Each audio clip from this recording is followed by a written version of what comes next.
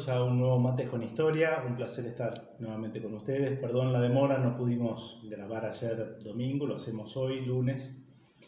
Vamos a hablar de la asamblea del año 13, la famosa asamblea del año 13 que comenzó sus sesiones en Buenos Aires el 31 de enero de 1813. Va a tener una labor legislativa de unos 2 años. Y le vamos a poner un título que diga algo más o menos así, de la esperanza a la desilusión. De la esperanza a la desilusión.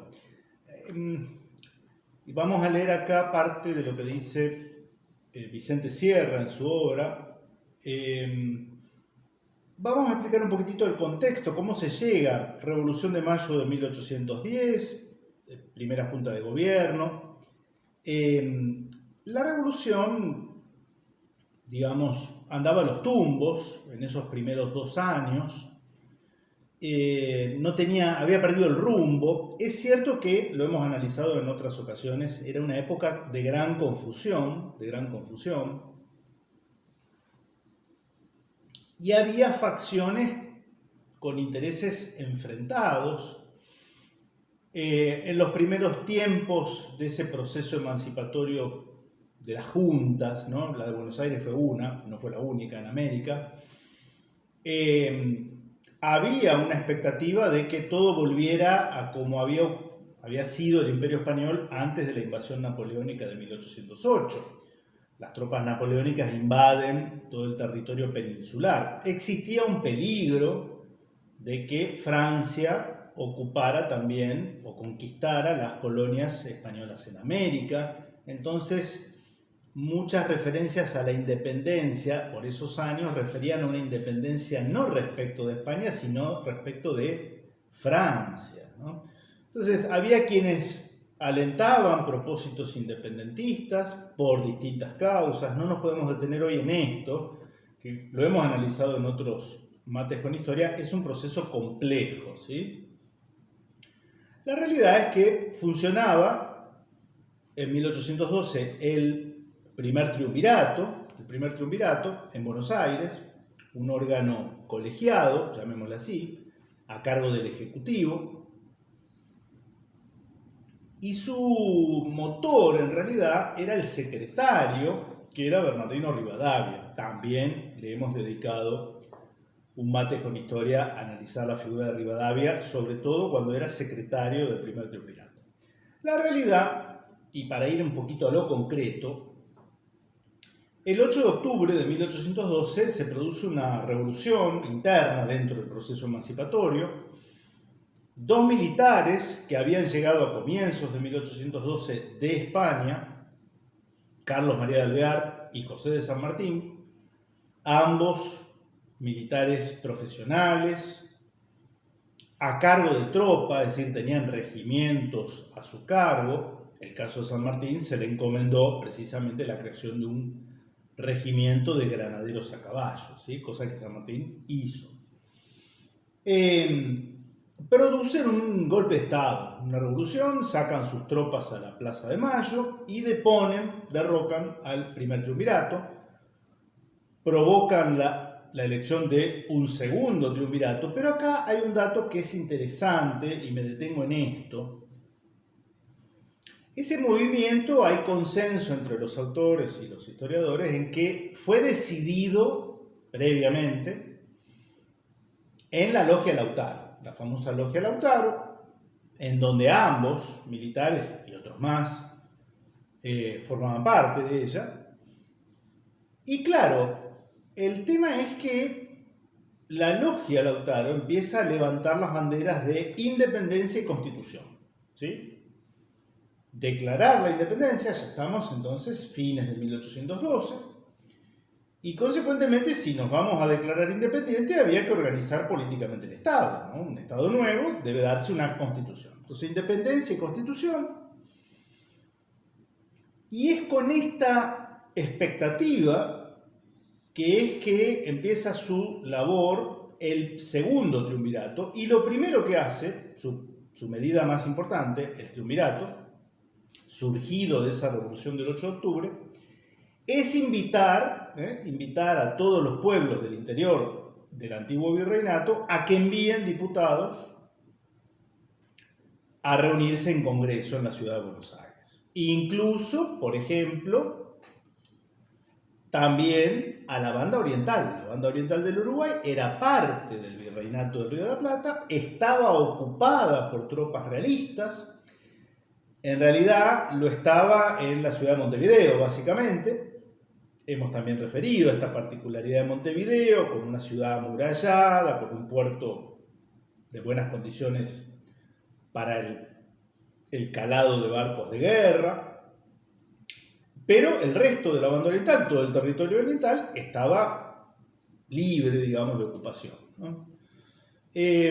Los pueblos proceden a elegir a sus diputados, a sus representantes, que van llegando a la ciudad de Buenos Aires. Y hay algo interesante en la circular por la que el triunvirato invita a los pueblos del interior a que envíen diputados. No aparece expresamente la palabra independencia, pero todo el tono de ese documento, esa invitación por parte del nuevo triunvirato, el segundo triunvirato, alude a las claras a que ese congreso ha de tener por objeto principal declarar la independencia y constituir políticamente el Estado. Se instala la asamblea, que comienza sus sesiones el 31 de enero, como dije, y es presidida en los primeros meses por Carlos María de Alvear. Carlos María de Alvear, presidente de la Asamblea, con un puesto claramente de preeminencia, ¿no? Estratégico. Es curioso, a los pocos días, el 3 de febrero de 1813, San Martín, el otro de los militares, va a estar combatiendo acá en mi provincia, en San Lorenzo, pocos kilómetros de acá de Rosario, en el famoso combate de San Lorenzo, ¿no? Casi en simultáneo se da esto. ¿Qué había pasado? Porque hay algo de sentido común. ¿La Asamblea declaró la independencia? No. Y si no declaró la independencia, no cumplió con aquello con lo cual había sido pensada en octubre de 1812. Y si no declara la independencia, mal podría haber sancionado una constitución, porque si no vamos a hacer un Estado independiente, ¿para qué vamos a necesitar una constitución política, ¿no? Había sucedido en el medio algo que yo ya había adelantado, que ustedes me han escuchado. En la logia Lautaro hay dos bandos que se enfrentan, ¿no? Producido el golpe del 8 de octubre, depuesto el primer triunvirato, elegido el segundo triunvirato, hechas las invitaciones, resulta que algunos empiezan a recular respecto de lo de la declaración de independencia y la sanción de una constitución nacional, el grupo identificado con Carlos María Alvear. ¿A quién se opone el grupo alvearista? Al grupo de diputados que siguen los deseos de José de San Martín, que era el de ser coherente con aquella convocatoria y por tanto que los diputados debían declarar la independencia y sancionar una constitución. Gana el grupo alvearista, claramente. En términos políticos, gana el grupo alvearista, que no va a declarar la independencia y por tanto no va a sancionar la constitución. Esto tiene que ver con algo que alguna vez analizamos, los primeros mates con historia, la figura de Artigas, José Gervasio Artigas, caudillo oriental, y sus famosas instrucciones a los diputados orientales. Reunidos en un congreso, se da a esos diputados, los diputados orientales uruguayos que debían representar a la banda oriental en la asamblea, vienen con instrucciones muy precisas. Vienen con instrucciones a Buenos Aires, ¿no? Con instrucciones muy precisas. La primera instrucción es de que declararán la independencia de don Fernando VII, la familia de los Borbones y de la metrópoli de España. Eran 6 diputados y la asamblea presidida por Alvear se las ingenia para rechazar su incorporación por la cuestión de los números, del quórum, de las votaciones, de modo artero, invocando cuestiones de forma, pruritos de forma que no tuvo a la hora de incorporar a diputados procedentes de otras provincias que también tenían defectos en la elección, pero que fueron incorporados igual, ¿no? se rechaza a los diputados procedentes de la banda oriental precisamente por el contenido de sus instrucciones, ¿no? Entonces, claro, ¿qué pasa? Se da una situación rara y es por eso que la asamblea va a pasar a la historia, en nuestra historiografía liberal o oficial. Se nos habla bien de la asamblea, ¿no? ¿Y qué se nos habla? Bueno, lo de siempre. La libertad de vientres, la supresión del tributo indígena, la supresión de los títulos nobiliarios, ¿sí? Todo esto que está más o menos en nuestro imaginario, como diciendo, miren qué buena la labor de la asamblea del año 13. ¿Y qué esconde esto? Bueno, en realidad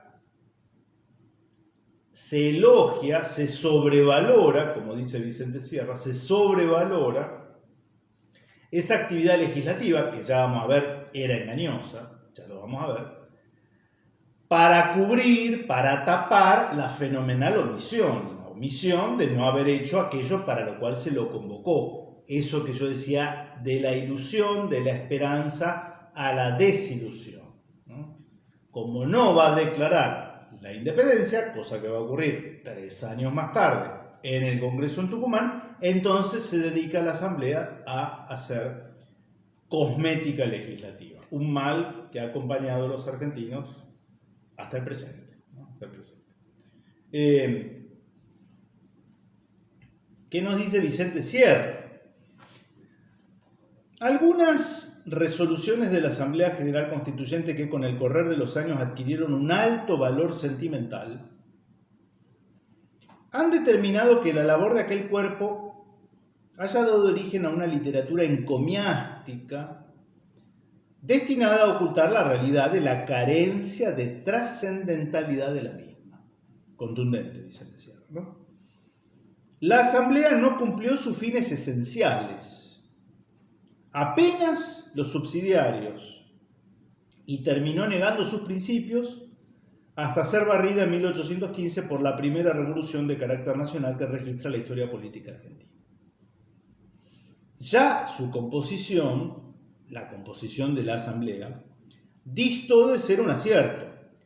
Sus miembros no pudieron reivindicar que constituían una legítima representación de los pueblos, aún dentro de las limitaciones con que tal legitimidad podía establecerse en la época. Sin olvidar que en el curso del año 13 ni siquiera reunió un número de provincias representadas que diera autoridad moral a sus resoluciones más atrevidas. Y fíjense a quién cita, por eso yo digo Vicente Sierra es un autor muy documentado, ¿no? Dice Martín Mateu en la autobiografía de su padre, El prócer de Mayo, ¿no? Lo siguiente: la Asamblea defraudó completamente los fines primordiales que se tenían en objetivo para definir la vaga situación en que se hacían tantos sacrificios y para desenvolverse en sus omnímodas facultades que al efecto acordaron sus miembros. Puede decirse que la filosofía política ganó, pero con la filosofía sola no se fundan las grandes nacionalidades. Fin de la cita que hace Vicente Sierra de Martín Mateu, hijo de aquel prócer que supo integrar la Junta de Mayo. Entonces, hay acá un análisis muy extenso, lo vamos a sintetizar, de todas estas leyes que sancionan, y van a ver ustedes que son copias de leyes similares que había dictado la propia España en Cádiz el año anterior, o que ya formaban parte de la legislación revolucionaria de 2 o 3 años antes, y lo único que hace la Asamblea es sancionar con más pomposidad, digamos, ¿no? La cuestión de la libertad de vientres, ¿qué es esto? El 2 de febrero de 1813 fue una de las primeras disposiciones. Ojo, dice Vicente Sierra, la Asamblea no abolió la esclavitud, sino la introducción de esclavos tal y como lo habían resuelto las Cortes de Cádiz al declarar que todo esclavo era libre por el solo hecho de pisar territorio español. Ya España había hecho algo similar. Resolución de 10 de enero de 1812, ampliatoria de otra del 2 de abril de 1811, que prohibió el comercio de esclavos en los dominios de la corona. Ya estaba prohibido el comercio de esclavos. Cuando se conoció en Buenos Aires la ley española del 10 de enero, el triunvirato, a pedido del cabildo local, dictó el 14 de mayo de 1812 un decreto prohibiendo la introducción de esclavos. La Asamblea no hizo sino sancionar algo que ya existía, agregando la libertad de vientres, a fin de extinguir sucesivamente la esclavitud sin ofender el derecho de propiedad. Es una cita. Como entonces se dijo, de manera que la compraventa de esclavos continuó en el país. La libertad de vientres significa que los hijos de esclavos ya nacen libres, por eso el nombre, ¿no? Libertad de vientres. Ahora bien, acá empieza un problema con Brasil, que seguía siendo un estado esclavista, ¿no? Brasil reclamó por intermedio de Lord Stranford, el embajador británico ante la corte portuguesa radicada en Río de Janeiro. Y el superior gobierno ejecutivo accedió al reclamo, suspendiendo la vigencia de la ley protestada, la que fue abolida por la Asamblea el 21 de enero de 1814. O sea, cuando la Asamblea dicta esta disposición ampliatoria, copiando la española, de que todo esclavo que pisa el territorio nacional es una persona libre, empieza a generarse una huida, no diría en masa, de los esclavos del sur de Brasil hacia territorio argentino. Hay protesta de las autoridades portuguesas, que se la hacen saber a la Junta de Mayo, mejor dicho, a los gobiernos, al triunvirato, a través del embajador inglés en Río de Janeiro, y la Asamblea da marcha atrás. La Asamblea da marcha atrás. Digo esto porque se nos tiene como que la cuestión de la libertad de vientres hay que tomarla con pinzas. Ni era algo muy originario. España, la metrópoli, estaba más o menos en esa dirección. Y en aquello que era lo más jugado, que era prohibir el tráfico de esclavos, diciendo que todo esclavo que llegaba a los límites de nuestro país era libre, ante la protesta del vecino Portugal, a través de Inglaterra, la Asamblea dio marcha atrás. Otra cuestión, la extinción del tributo indígena. El tributo indio era un impuesto que pagaban las comunidades indias a la corona. También se nos dice, se suprimió el tributo que pagaban los indios, ¿no? ¿Qué dice Vicente Sierra? No pasaron de constituir declaraciones sentimentales, dado que algunas de tales instituciones ya no existían en América, abolidas como lo habían sido por los reyes, y las que subsistían no se conmovieron por tales decretos, que no beneficiaron a ningún indio,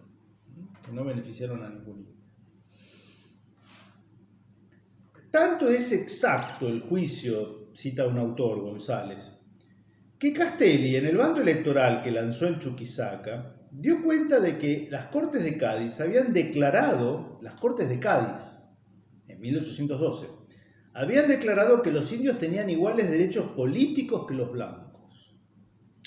Ya en 1502 lo había proclamado la reina Isabel la Católica. Por otra parte, hacía más de 2 siglos que estaban prohibidos los servicios personales.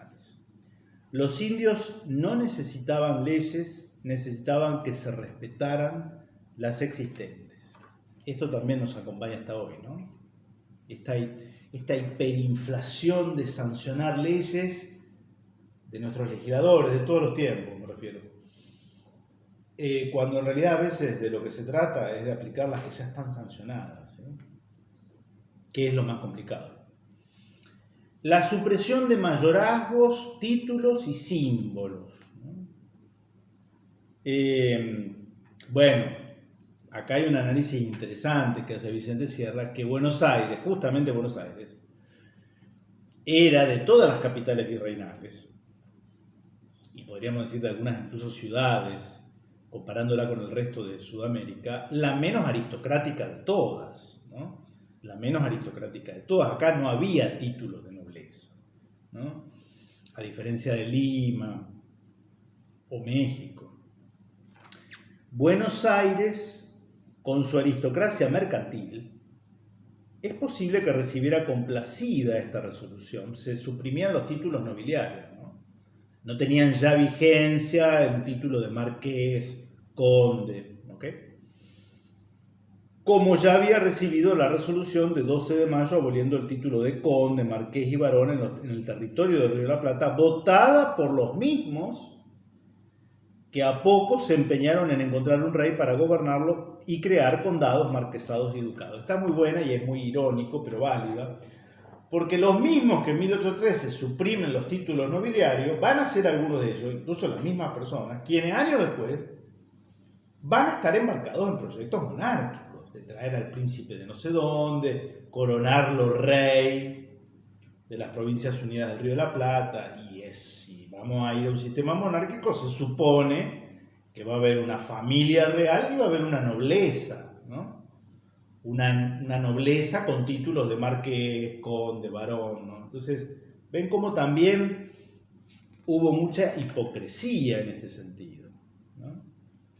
Una perlita, ¿no? Esto, conozco colegas que enseñan historia constitucional que esto lo dicen, ¿no?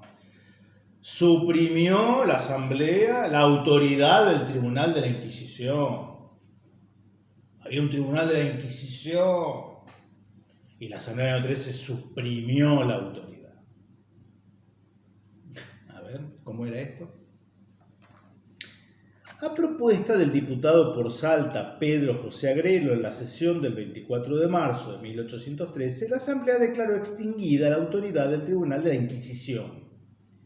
Y por consiguiente, cita la Asamblea, no están las actas, se han perdido, pero parte de las actas quedaron transcriptas en el redactor de la Asamblea, el órgano periodístico que informaba a la población. Por tanto, esa autoridad, dice, queda devuelta a los ordinarios eclesiásticos su primitiva facultad de velar sobre la pureza de la creencia que los medios canónicos que únicamente puede conforme al Espíritu de Jesucristo. Habitualmente se dice que la Asamblea del año 13 abolió el Santo Oficio. El Santo Oficio es otra forma sinónima de decir la Inquisición. No pudo hacerlo porque en el virreinato del Río de la Plata no hubo tribunal del Santo Oficio. Acá nunca funcionó el Santo Oficio. Acá en el Río de la Plata. Va a haber, sí, tribunales de la Inquisición en Lima, en México y en Cartagena de Indias. Esos tres lugares. Repito, no pudo hacerlo, abolir el Santo Oficio, porque en el virreinato del Río de la Plata no hubo tribunal del Santo Oficio. De manera que lo único que se hizo fue extinguir en los pueblos del territorio de las Provincias Unidas la autoridad que sobre ellos ejercía el tribunal instalado en Lima. La Inquisición, situada en Lima, tenía autoridad sobre el virreinato del Río de la Plata. ¿Por qué? Porque en Buenos Aires, capital del virreinato del Río de la Plata, que tenía 30 años de capital y de creado el virreinato, no había tribunal. Por tanto, no era una realidad la Inquisición y sus juicios y sus tribunales en lo que hoy llamamos, o lo que fue el virreinato de Río de la Plata. Que lo haya sido en otros lugares, México, Perú, posiblemente. Nosotros estamos hablando de historia argentina. Entonces, esto de abolir la autoridad de la Inquisición era legislar sobre algo que ya no se usaba, prácticamente no existía. ¿Se entiende?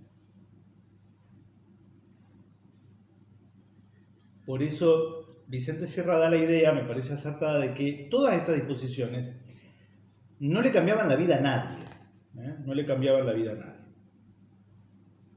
Y ahí hay una cuestión interesante que se vincula porque la Asamblea se va a meter, sí, en cuestiones vinculadas a la vida interna de la Iglesia Católica. Se pone a legislar cuestiones internas, disciplinarias, de derecho canónico, la vida interna de la Iglesia institución, ¿sí? Claro, la Revolución de Mayo supone una ruptura de hecho de las relaciones de estos pueblos con la Santa Sede. O sea, Roma queda como, de alguna manera, descolocada. Y no tenemos, es decir, la Iglesia argentina, para simplificarlo, queda desvinculada de la Iglesia universal, sobre todo de Roma. Y tiene acá una apreciación muy interesante, dice Vicente Sierra. La Asamblea no declaró la independencia del país, pero en cambio declaró la de los franciscanos, dominicos y mercedarios. O sea, porque va a decir que estas órdenes religiosas que estaban en el país ya no dependían de la autoridad de Roma. Es interesante, o sea, nosotros no declaramos nuestra independencia, pero la Asamblea sí se preocupó de que estas órdenes no estuvieran en el vínculo con Roma. Bastante también tragicómico, no sé cómo denominarlo, ¿no? Dice Vicente Sierra, las intromisiones del poder civil en la vida de la Iglesia se expresaron, además, en la secularización de los bienes pertenecientes a los establecimientos hospitalarios, a cargo de comunidades religiosas, es decir, se les quita a las comunidades religiosas a las que pertenecían y pasan al Estado. No es que el Estado construye un hospital, no, se apropia de un hospital manejado, fundado por órdenes religiosas, así cualquiera también, ¿no? Y con el reglamento del 18 de agosto que ajustó la distribución de las rentas del Obispado de Buenos Aires y las prebendas y beneficios de la catedral.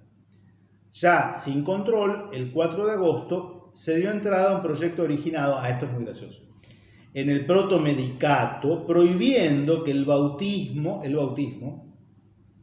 fuera administrado con agua fría y antes del 8º o 9º día de nacimiento. Analiza toda esta cuestión. Yo cuando a veces tomo exámenes en la facultad, este es un tema que para los alumnos que la Asamblea prohibió que se bautizaran a los chicos con agua fría, como si estuviéramos en Siberia nosotros. Bueno, a esto se dedicó la Asamblea. Los que formaban la Asamblea son los de las calles de nuestra ciudad, les aclaro, ¿no? Hay una parte en la que dice, bueno, la cuestión económica, hoy no podemos analizarla, yo la había marcado, y analiza, por ejemplo, también cosas muy interesantes vinculadas con dos cuestiones que tienen que ver con símbolos patrios que aún tenemos, ¿no? La cuestión de la adopción de la marcha patriótica, hoy himno nacional argentino, Vicente López y Blas Parera, y la cuestión de la adopción del sello de la Asamblea, que es un poco el antecedente de nuestro escudo nacional, ¿sí? Y ahí hay cosas interesantes, lo vamos a dejar para otro Mates con Historia, de que vamos a hacer sobre los símbolos patrios, ¿no? Pero ya se los voy anticipando. Claro, ahí hay una interpretación de José María Rosa que dice, como no va a declarar la independencia, entonces, por ejemplo, la Asamblea establece que debe ser feriado el 25 de mayo, ¿no? Pero no lo decreta como un feriado nacional, sino que pasa a ser una fiesta cívica, o sea, una cosa más aguada, podemos decir, ¿no? 25 de mayo es un feriado como fiesta cívica, ¿no? La marcha patriótica será eso, la marcha patriótica, no el himno nacional argentino. Claro, porque, o sea, juega con esto. Somos casi independientes, pero formalmente no declaramos la independencia, ¿no? Vicente Sierra, por eso digo esto, para tratarlo aparte, hace un análisis respecto de la filosofía y de la letra del himno, ¿no? Que si es monárquico, que si es liberal.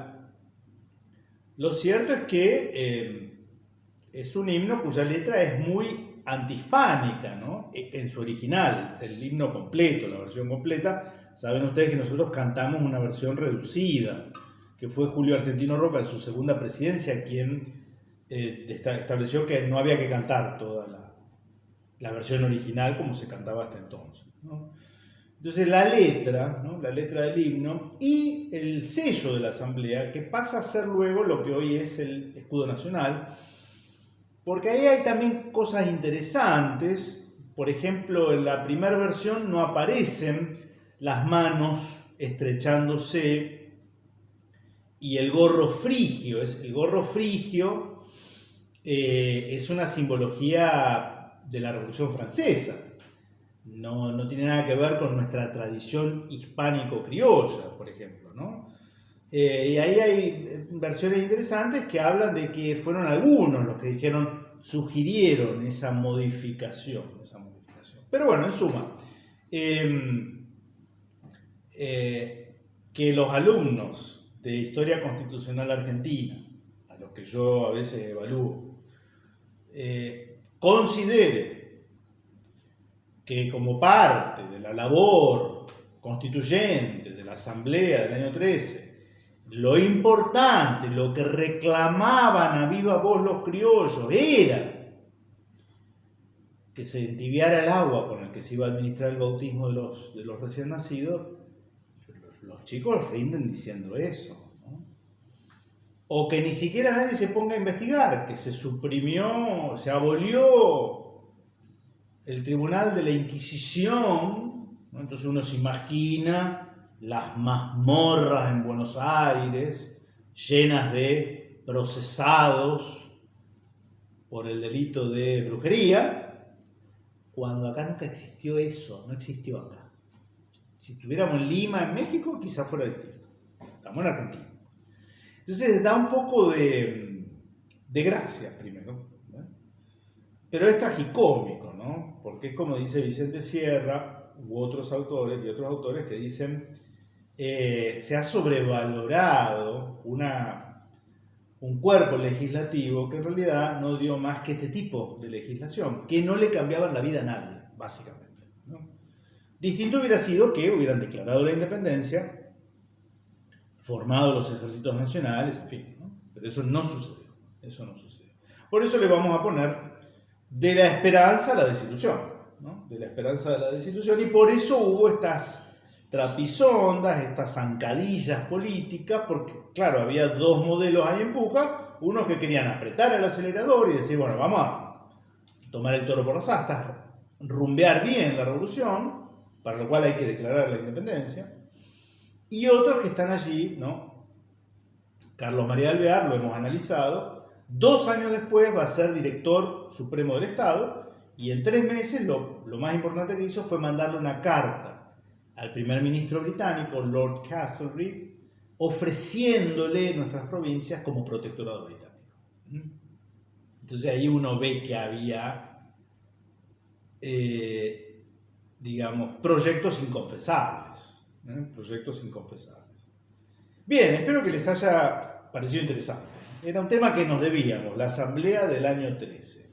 Y retomamos la actividad habitual si el verano agobiante que estamos padeciendo nos lo permite. Les dejo un saludo, buena semana, nos vemos la próxima si Dios quiere.